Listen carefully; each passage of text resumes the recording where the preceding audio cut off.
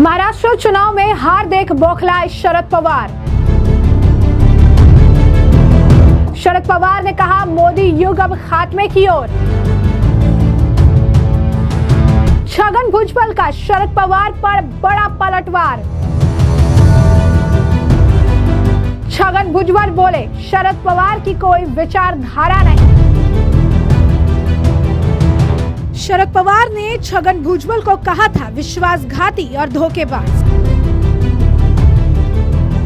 महाराष्ट्र में 20 तारीख को वोटिंग होने वाली है और इससे ठीक पहले जनसभाओं का दौर है, तो बैक टू बैक कई सारे इंटरव्यूज भी दिए जा रही है और इस दौरान एक दूसरे पर निशाना भी साधा जा रहा है। ताजा मामला निकलकर सामने आया है, जहां पर शरद पवार ने हाल ही फिलहाल में छगन भुजबल को लेकर एक जनसभा में काफी कुछ कहा था, तो अब छगन भुजबल ने भी उन पर पलटवार किया है और ये कहा है कि शरद पवार की कोई विचारधारा नहीं है। वहीं दूसरी तरफ महाराष्ट्र चुनाव में जिस तरीके से एमवीए के हाल में हाल है, उसे देखकर शरद पवार इस कदर बौखला गई हैं कि अब प्रधानमंत्री नरेंद्र मोदी पर निशाना साध रहे हैं और ये कह रही है कि मोदी युग का खात्मा होने वाला है। जी हाँ, बिल्कुल सही सुना आपने। क्या है पूरा माजरा, आइए विस्तार से जान लेते हैं। तो आपको बता दें कि एनसीपी एसपी के प्रमुख शरद पवार ने अब ये दावा किया है।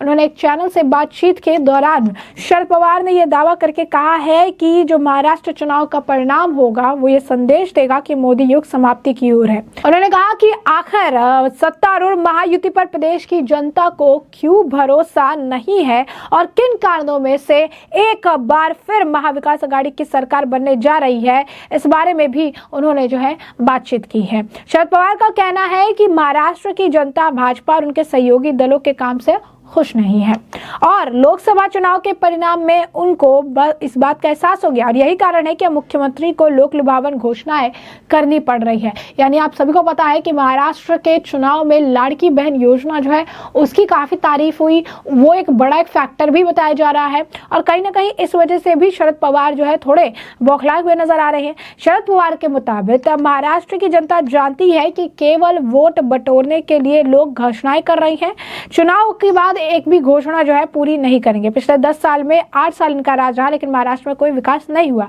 जबकि आपको बता दें कि जो महाराष्ट्र को लेकर जो ओपिनियन पोल्स और सारी चीजें निकलकर सामने आ रही है, उसमें स्पष्ट बहुमत के साथ महायुति की सरकार बन रही है। तो शरद पवार चाहे कुछ भी कहे, शरद पवार को भी पता है कि महाविकास अघाड़ी की स्थिति महाराष्ट्र में बहुत ही ज्यादा खराब है। यही नहीं, आपको बता दें कि बकौल शरद पवार अघाड़ी के मुख्यमंत्री पद पर किसी की दावेदारी नहीं है। चुनाव के बाद जो परिणाम आएगा उसे महाराष्ट्र की जनता ही तय कर देगी कि किस पार्टी का मुख्यमंत्री होना चाहिए। आप देख सकते हैं कि पूरा महाराष्ट्र कांग्रेस, एनसीपी और एसपी और शिवसेना यूबीटी के नेता और कार्यकर्ता मिलकर काम कर रहे हैं, एक दूसरे के लिए प्रचार भी कर रहे हैं और इसीलिए कहीं मनमुटाव की स्थिति नहीं है। मुझे याद है कि इंडिया गठबंधन की पहली मीटिंग जब बिहार में हुई थी तो नीतीश कुमार भी इसमें अहम भूमिका थे। आज लोगों को मोदी साहब लेकर चल रहे हैं, इसका क्या मतलब है? तो कहीं ना कहीं शरद पवार की बात से कहीं ना कहीं पूरी तरीके से समझ आ रहा है कि महाराष्ट्र में उन्हें अपनी हार दिखने लगी है और इस वजह से वो इस कदर बौखला गई है कि अब इस हार को लेकर ऐसी सिचुएशन आन पड़ी है कि वो इस तरीके से प्रधानमंत्री नरेंद्र मोदी तो महायुति पर निशाना साधते नजर आ रहे हैं। इसी बीच आप सभी को पता है कि छगन भुजबल जो शरद पवार के काफी करीबी माने जाते थे, वही छगन भुजबल अजित पवार के साथ चले गए और उनकी पार्टी का हिस्सा है। अब शरद पवार उन्हें लेकर कई जनसभाओं में कई तरह के बयान दे रहे हैं। अब उनके बयानों को लेकर छगन भुजबल ने उन पर पलटवार किया है और ये कहा है कि शरद पवार की विचारधारा क्या है। उन्होंने सवाल किया और ये कहा कि सभी राजनीतिक दलों की अपनी विचारधारा होती है, चाहे कांग्रेस हो, भाजपा हो, चाहे आपको पसंद हो या ना हो, चाहे वामपंथी हो या बाला साहब ठाकरे द्वारा गठित शिवसेना हो। शरद पवार द्वारा स्थापित एनसीपी एसपी की विचारधारा क्या है? क्योंकि कोई विचारधारा है ही नहीं। पार्टी का गठन विभिन्न क्षेत्रों में राजनीतिक सरदारों के एक समूह द्वारा किया गया था, जैसे विजय सिंह मोहिते पाटिल जो है, पद्म सिंह पाटिल, जयंत पाटिल, मधुकर चप्पी चढ़, छगन भुजबल आदि। अब वे मुझ पर और हमारी पार्टी के अन्य नेताओं पर आरोप लगाते हैं कि हमने अपनी विचारधारा सिर्फ इसलिए छोड़ दी क्योंकि हम भाजपा के नेतृत्व वाली सरकार में शामिल हो गए।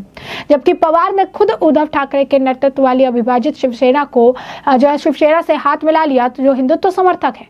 इसीलिए इस आरोप पर कोई दम ही नहीं है। पवार ने कहा कि आपने अपने दोनों गुरु ठाकरे और उन्हें धोखा दिया है, क्योंकि शरद पवार ने यह बयान जो है सार्वजनिक मंच से दिया था कि उन्होंने कहा था कि छगन भुजबल ने मुझे और बाला साहब ठाकरे को धोखा दिया है, उन्होंने अपने दोनों राजनीतिक गुरुओं को धोखा दिया है। तो उसके बाद जब उनसे सवाल पूछा गया कि इस पर क्या कहेंगे आप, तो उसने कहा, यानी छगन भुजबल ने कहा कि पवार को दुख है, मेरे मामले में और भी ज्यादा है, क्योंकि मैं उनसे बहुत करीबी था। पवार ने ही 1991 में मुझे और कुछ अन्य लोगों को शिवसेना छोड़ने में मदद की थी।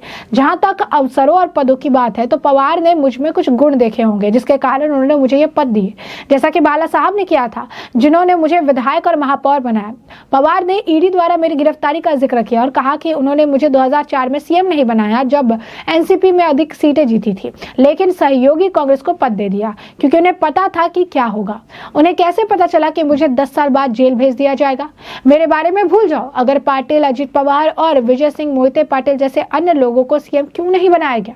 वास्तविक कारण डर था कि इससे पार्टी से एक समांतर समूह पैदा हो जाएगा, जैसे कि 1991 में पवार के दिल्ली चले जाने के बाद कांग्रेस ने सुधाकर राव नाइक को सीएम बनाया था। इससे बचने के लिए पवार ने 2004 में कांग्रेस को पद दे दिया। तब विलासराव देशमुख सीएम बने और एनसीपी के आर पाटिल डिप्टी सीएम थे। एनसीपी के टूटने के कुछ महीने पहले रोहित पवार समेत सभी 54 एनसीपी विधायकों ने बीजेपी से हाथ मिलाने के विचार का समर्थन करते हुए एक पत्र पर हस्ताक्षर किए थे। अंत में मैं ही था जिसने कांग्रेस और मुख्यमंत्री पद के प्रस्ताव का नजरअंदाज करते हुए पवार को एनसीपी बनाने में समर्थन किया था। यदि अब एमवीए को बहुमत मिलता है, उससे फिर सवाल पूछा गया कि अगर अब एमवीए को बहुमत मिलता है और एनसीपी एसपी यानी शरद पवार की पार्टी सबसे बड़ी पार्टी के रूप में बढ़ती है, तो क्या वो सीएम पद का दावा नहीं करेंगे? उन्होंने कहा कि हाँ, वो जयंत पाटिल सहित किसी भी नेता को मुख्यमंत्री नहीं बनाएंगे। हालांकि मुझे नहीं पता कि उनकी बेटी सुप्रिया सुले के साथ उनकी क्या योजना बनी हुई है। फिर उनसे सवाल पूछा गया कि ये ओला कि में आपको पहले ही आसानी से जीत मिलती रही है, लेकिन अब मराठा समुदाय के लोगों में आपके प्रति गुस्सा बताया जा रहा है, इसलिए यह चुनाव अलग लगता है। आप इस मुद्दे पर मुद्दे पर आप क्या कहेंगे, किस तरीके से निपटेंगे? इस पर भी उन्होंने जवाब दिया और कहा कि मराठा समुदाय के साथ कोई समस्या है ही नहीं, उन्होंने मुझसे दूरी नहीं बनाई है। मेरे कई अभियान प्रमुख इसी समुदाय से हैं। अंबादास जो है बनकर उनमें से एक हैं जो मेरे पूरे अभियान की देखरेख जो है कर रही हैं। अतीत में उद्धव ठाकरे को भी ये ओला में अच्छी प्रतिक्रिया मिली थी। उनके उम्मीदवार को लगभग 50,000 वोट मिले थे, लेकिन मैं 1 लाख से अधिक वोट पाकर उन्हें लगभग 60,000 वोटों से हरा देता था। बता दें कि राष्ट्रवादी कांग्रेस पार्टी एनसीपी में पिछले साल बगावत के बाद शरद पवार ने अपने पहले विश्वास पात्र रहे छगन भुजबल के येवला निर्वाचन क्षेत्र से अपनी पहली रैली को संबोधित किया था और 2019 के चुनावों में गलत उम्मीदवार देने के लिए लोगों से माफी तक मांगी थी। शरद पवार ने मतदाताओं से विश्वासघाती को हराने की भावुक अपील की थी, जो पिछले साल जुलाई में भुजबल के अजित पवार के जाने के साथ उन्हीं लगी चोट को दर्शाता। यही नहीं, आपको बता दें कि शरद पवार एनसीपी प्रमुख ने खुलासा किया कि पार्टी में फूट के बाद भुजबल उनके घर पहुंचे और उनके और अजीत पवार के बीच सुलह कराने की पेशकश की, लेकिन वह दोबारा कभी नहीं है।